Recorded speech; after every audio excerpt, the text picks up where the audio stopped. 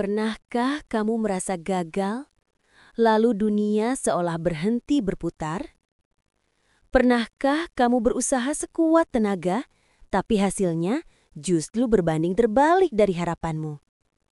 Ingatlah sahabat, kegagalan bukan akhir dari segalanya. Kadang, itu justru awal dari perjalanan menuju sesuatu yang lebih baik. Inilah kisah Raffi, seorang pemuda yang hampir menyerah pada hidupnya, sampai akhirnya ia memahami makna sejati dari kalimat, "Jangan takut gagal, karena itu bagian dari hidup."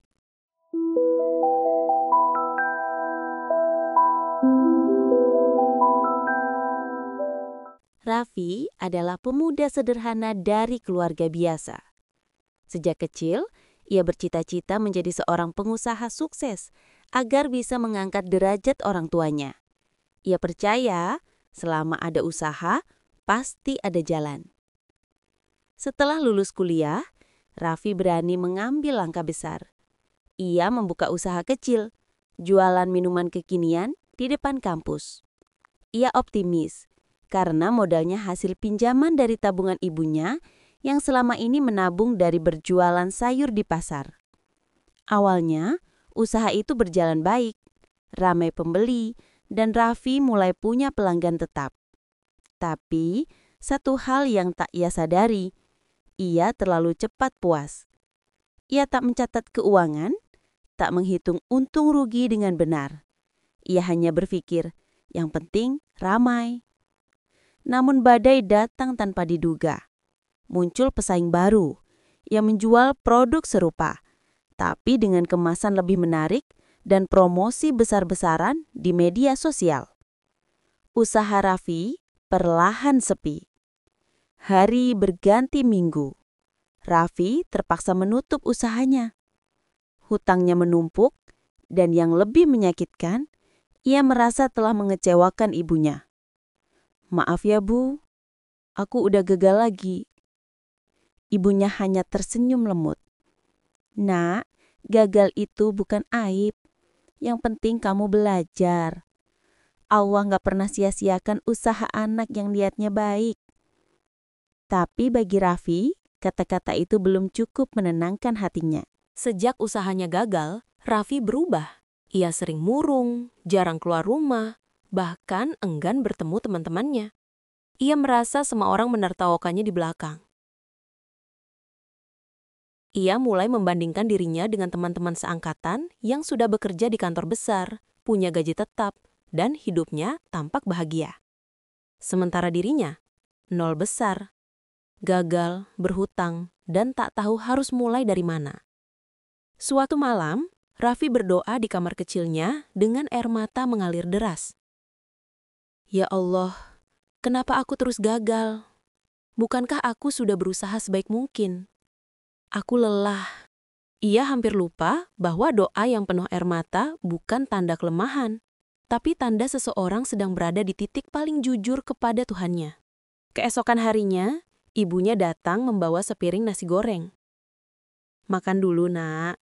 Kamu gak bisa berjuang kalau tubuhmu saja kamu biarkan limah." Raffi menatap ibunya lama. Ia sadar selama ini ia hanya sibuk mengasihani diri sendiri, tanpa benar-benar mencoba lagi. Pelan-pelan, Raffi mulai bangkit. Ia bekerja serabutan untuk melunasi hutangnya. Kadang jadi ojek online, kadang bantu di toko temannya. Ia mulai membaca buku-buku tentang bisnis, belajar dari kesalahan, dan mendekat lagi kepada Allah. Ia sadar, dulu ia terlalu percaya diri dengan usahanya, tapi lupa melibatkan Allah dalam setiap langkah.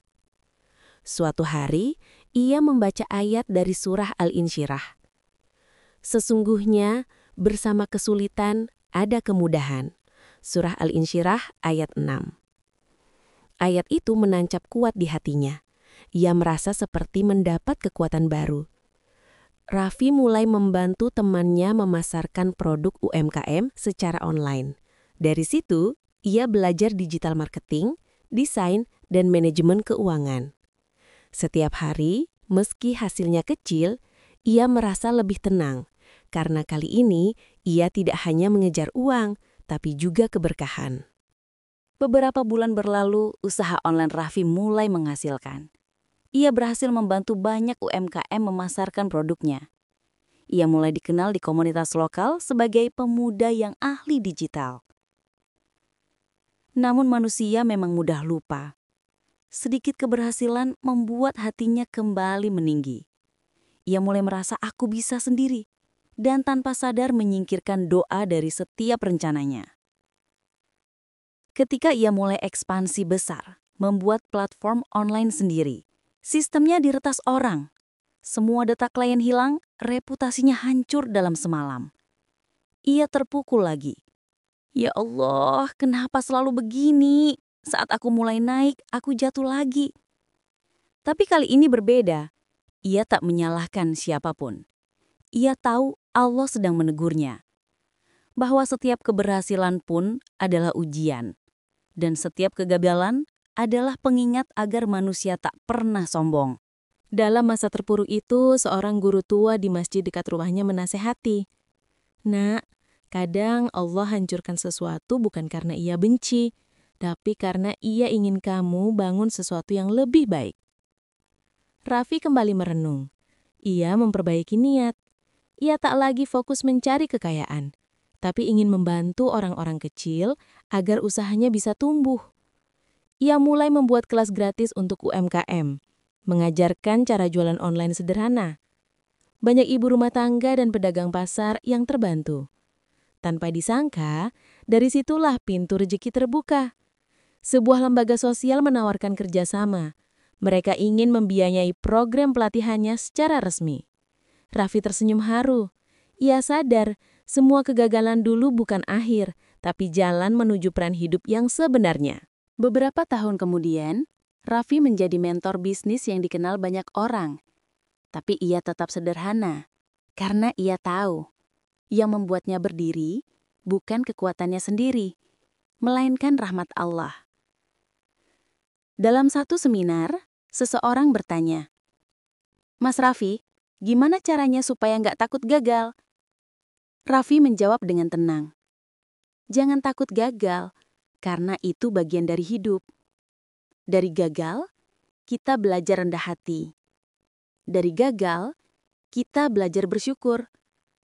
Dan dari gagal, kita belajar bahwa semua yang terjadi selalu dalam rencana terbaik Allah." Ia menatap ke arah langit, seolah berbicara dengan dirinya yang dulu. Kalau aku menyerah waktu itu, aku nggak akan tahu indahnya bangkit. Kadang, yang kita kira akhir, justru awal dari kisah yang lebih bermakna. Sahabat, jangan takut gagal. Karena gagal bukan berarti Allah meninggalkanmu. Bisa jadi Allah sedang menyiapkan tempat yang lebih baik untukmu. Bangkitlah, pelan-pelan tapi pasti. Karena selama kamu masih mau berusaha dan berdoa, kamu belum benar-benar kalah.